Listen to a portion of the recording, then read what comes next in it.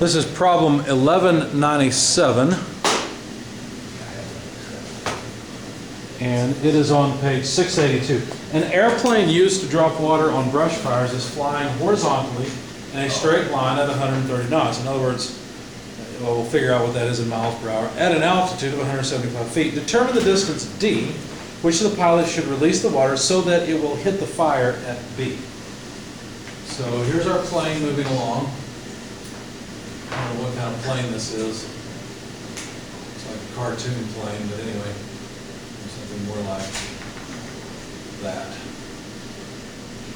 And it's going to dump water on a fire. Now, how is that water going to fall to the ground?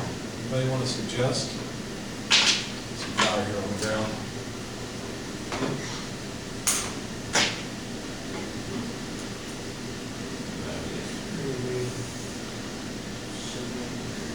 Gravity's going to make it fall down.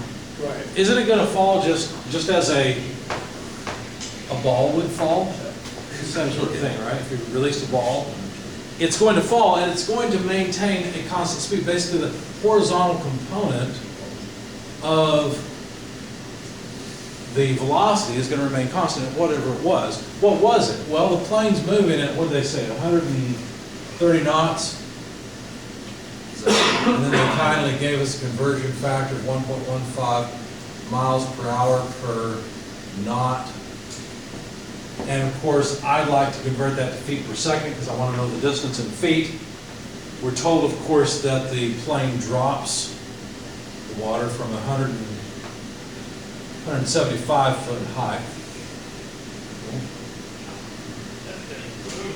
So, if these are miles per hour, let's see, 5280 feet per mile. That'll take care of the miles part. And then 1 hour per 3600 seconds. That'll take care of the hour speeds. My feet per second.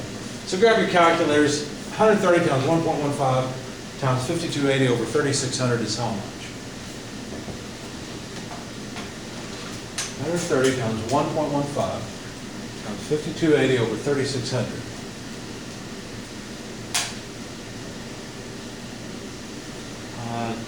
219.26 repeated. Only the 6. Only the 6. Feet per second. Okay, fine. What's wrong? It's 2.6 repeating. 219.26. It's Gotcha. 0.26666. Oh, 2.6. Well, that's what I had first. Is it 2626 or is it 2666? It's 2.6666666. Okay, so there we have it. So 219.26 feet per second, or 27 for rounding. Now, we know that that's the velocity of the water in the horizontal direction. What's the velocity of the water in the vertical direction? Depends, doesn't it? It starts off at 0 once the water is released. But then it falls and it gains more and more and more vertical velocity as time goes on. So what would I like to find? Well, I'd like to find a horizontal distance.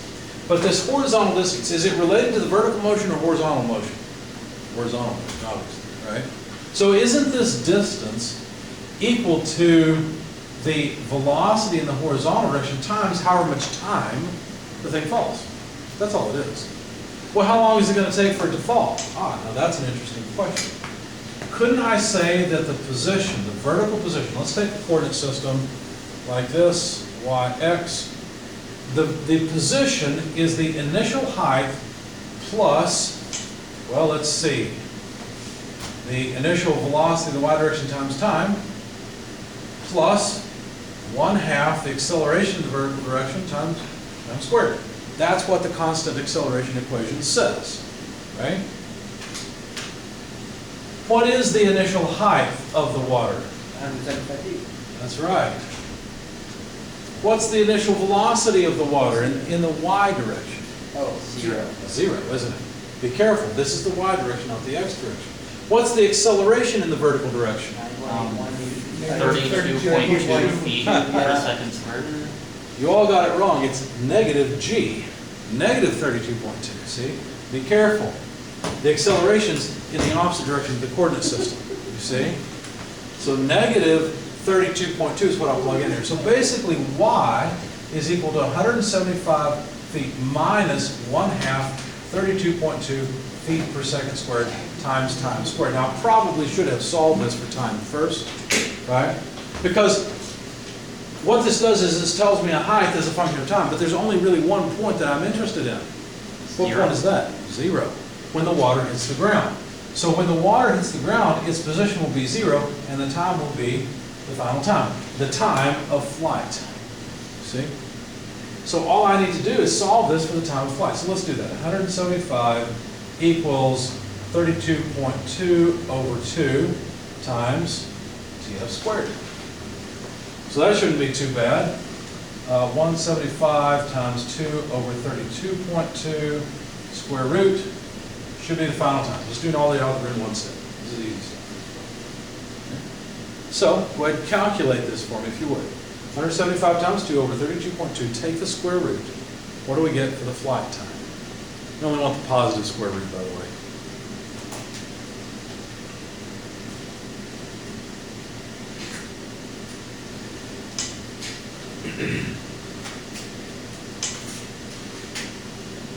I think around 3.3. 3.3. And so now all we have to do to figure out the distance is just plug in the horizontal velocity, 219.26 repeating feet per second, multiply it by 3.3 seconds. Realize that we're not really being careful with our number of significant figures, and then tell us an answer. So what's 3.3 times 219.26? Or 27 if you like. I don't care.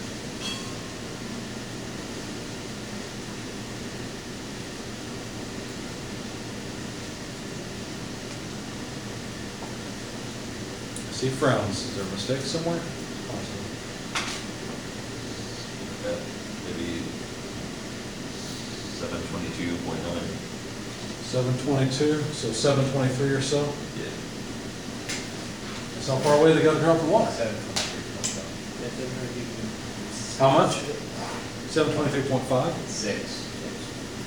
So 724? It was 723.6, but yeah, 724. Okay.